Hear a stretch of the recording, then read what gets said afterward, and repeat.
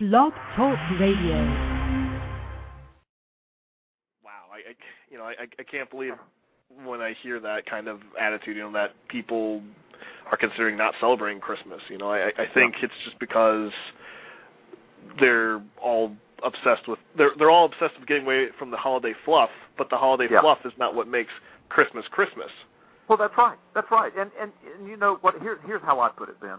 Look, Satan hates Christmas. The ACLU hates Christmas. Evolutionists hate Christmas. Atheists hate Christmas. The secularists hate Christmas. Muslims hate Christmas. I mean, I can go down the list. And when I look at that list of people who hate Christmas, that tells me something, Ben. I mean, if Satan hates it, then I love it. That's a really good point, and actually that's true. I'm going to go a little over time because I want to make a quick point here, but I don't know if you ever heard of the movie Christmas with a capital C, but I looked up their movie on YouTube to check out their trailer, and I just saw nothing but absolute hate. Even though they never saw the movie, they were just basically telling people that they were stupid to celebrate Christmas, and I'm like, what? Why do you have to be so angry that way? And then I kind of figured, well, that must be Satan working in their hearts to act that way. Well, Ben, there is a tendency among the sinful human heart, even among Christians.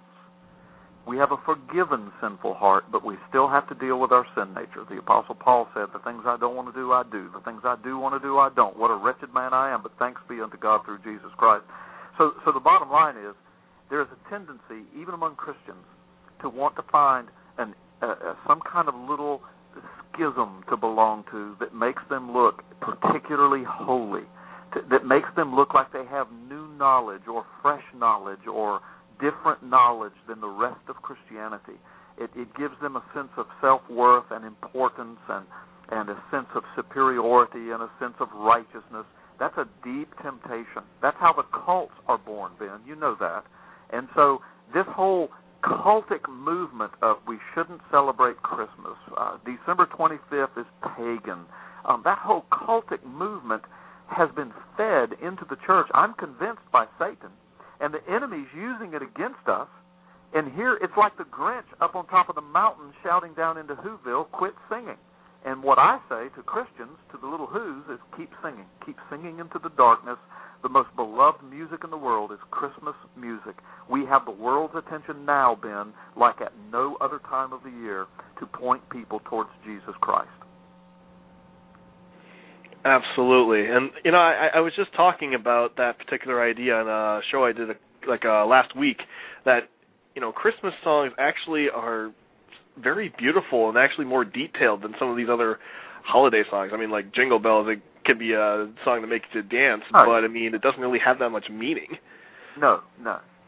Yeah, but Christmas hymns, Christmas carols, the Christian ones are just some of the most beloved hymns of the world. Oh, Little Town of Bethlehem, Silent Night, Joy to the World, O Come, Emmanuel. I mean, those are some of the most beloved. That's some of the most beloved music in the world. And why is that? Because it pierces the darkness. That music just pierces through the darkness and shines the light of Jesus Christ into people's hearts. And you can see why Satan hates it. And so while the ACLU is screaming, we should take down the manger scenes from the courthouse square, shockingly, we have Christians in some little cultic circles proclaiming almost the same thing. And Christians have been sucked into this antichrist spirit. And I'm refusing to do it, Ben. I'm not known for being politically correct anyway. I'm not going to be sucked into the antichrist spirit, and may I say antichrist mass spirit. I'm going to celebrate Christmas because the Scriptures do. I'm going to celebrate Christmas because God commanded even the angels to celebrate it. I'm going to celebrate Christmas because it's the promise of Genesis 3, emphasized in Revelation 12, restated throughout the Bible, and the whole New Testament, Ben, what's the message? What's the bottom line message of the entire New Testament? Is that the Christ did come through the womb of a woman in the person of Jesus Christ. He did go to Calvary's cross. He did rise from the grave. He did purchase our salvation, and it all started with the virgin birth foretold by God himself. That's Christmas, Ben. The entire New Testament celebrates it, so I will too.